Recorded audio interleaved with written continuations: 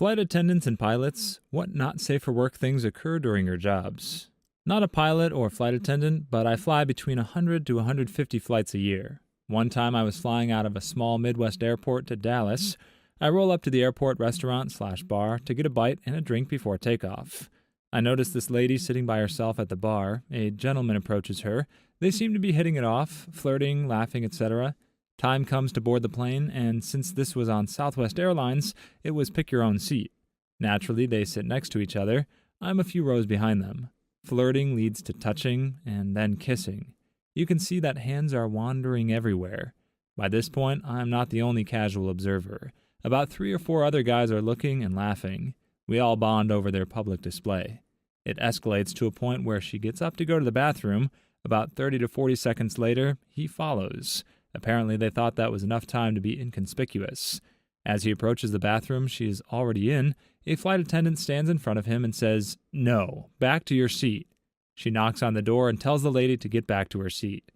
All the observers are laughing at this point. The flight continues, and she's practically mounted on him, doing everything they could possibly do while keeping clothes on. This continues until we land and all deplane. She quickly hurries off the plane. He's a few steps behind her, but she seems to be in a hurry. The other observers and I are talking about it and laughing as we exit the secure area into the baggage claim area. Then we see her, still several steps ahead of the guy, and she runs into the arms of her boyfriend and starts kissing him. Her flight guy just stops dead in his tracks, takes a couple seconds to observe, and then just leaves. I haven't laughed so hard in public with people I had never met prior to or since.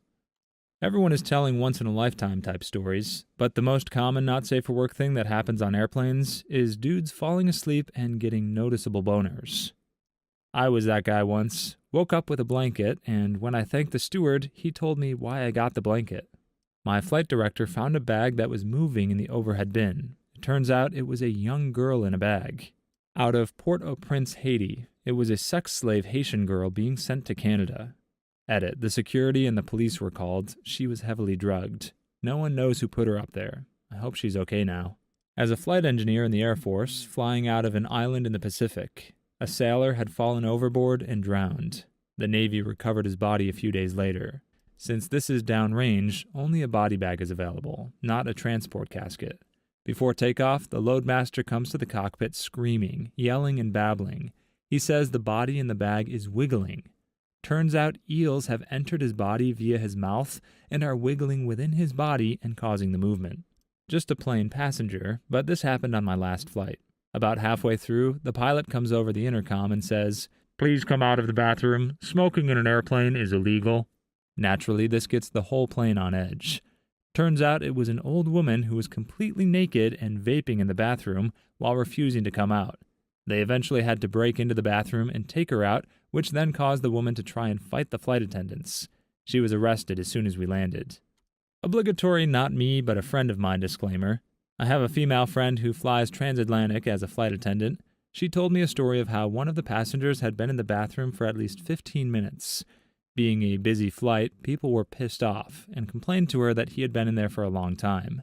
She went to the door, knocked a couple of times with no response. Obviously, being concerned for this passenger's safety, the doors were opened.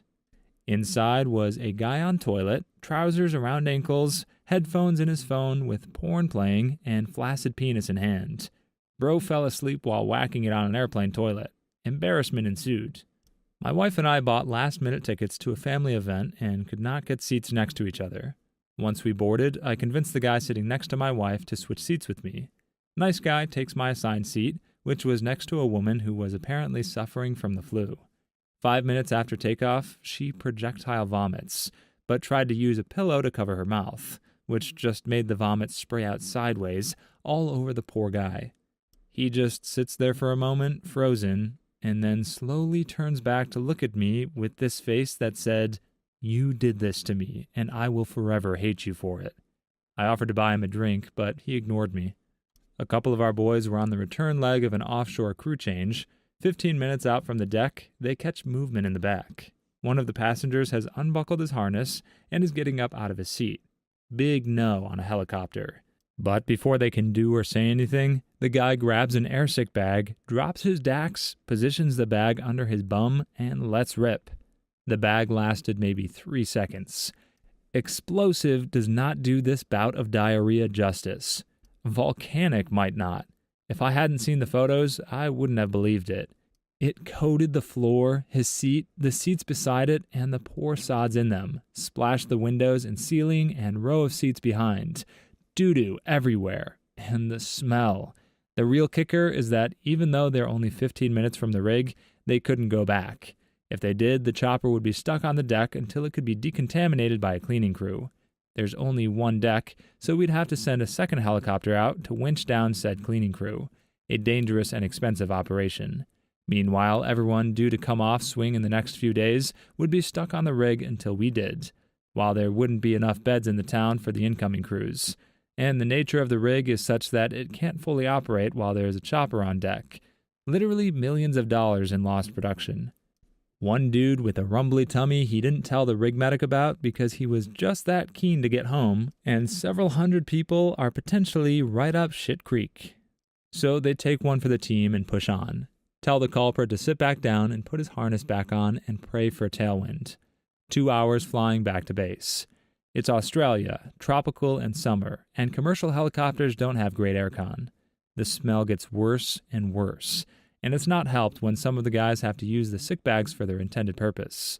But the end of the flight, the pilots are all but flying with their heads out of the cockpit windows just to breathe, and have given serious consideration to landing as soon as they were over the mainland, or any land. When they finally got in, it was approaching swamps of Dagobah level stank. Never had to disembark that fast, and you'd better believe the pilots did shutdown in record. There was a queue for hoses. When the engineers started to do a damage assessment, it was even worse. The doo-doo was runny and grainy, and found its way into every crack and crevice and bolt hole. The seats nearest to the guy were literally soaked in doo-doo and puke, and it was in the life vests and cabin raft. There was even splash in the cockpit. Everywhere. We had to fly in a specialist cleaning crew, the kind that normally does crime scenes, and fully strip and dismantle the cabin down to bare fuselage. In the end, the guy's seat and the seat of the guy to his right were so saturated, so caked and stained and soaked with his doo-doo, that we had to write them off. Tens of thousands for replacement, plus more in maintenance and lost flying time. The guy in that second seat sat there coated head to toe in his seatmate's doo-doo the entire flight, without moving or saying a single word. Survey pilot here. Sometimes when I'm flying back and forth for 5 hours straight, I need to pee in a bottle. One of my coworkers had his ding-dong slip out of the bottle while he was going full bore, and he peed all over the instrument panel. You should have heard his desperation on the radio. A couple weeks later, for our bi-monthly rotation, a new guy took his plane, and we didn't tell him that Greg had peed all over it like a moron. Silly Greg. I was on a flight once, and when we got to cruising altitude, the pilot came on and gave us his speech about airspeed and weather at our destination, blah, blah, blah. When he was done, I guess the mic stayed keyed up because you could hear him talking to the co-pilot kind of softly, like when someone accidentally butt dials you. You couldn't make out a lot of what he was saying. It was mostly beeps and clicks from the cockpit.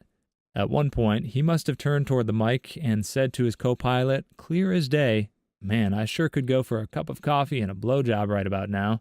So everyone on the plane freezes in place, and all ambient noise stops, as everyone is thinking, did he just say? So a flight attendant starts to rush up to the front to let the pilot know his mic is still on, and she gets about halfway up to the front when someone yells, "Don't forget the coffee." I was a flight attendant for 6 years. Summer flights to party islands like Ibiza, Majorca, and Mykonos could get quite raunchy, like women boarding in fishnets, wanking, and blowjobs at the back of the aircraft. Edit. By fishnets, I don't mean just tights. I mean full-body fishnets. No bra, and the skimpiest thong you can imagine. Not me, but a friend who's a flight attendant who came across this really stubborn male passenger who wanted a sanitary pad that he saw the flight attendant hand over to a female passenger, convinced that it was an eye mask thingy put on before sleeping.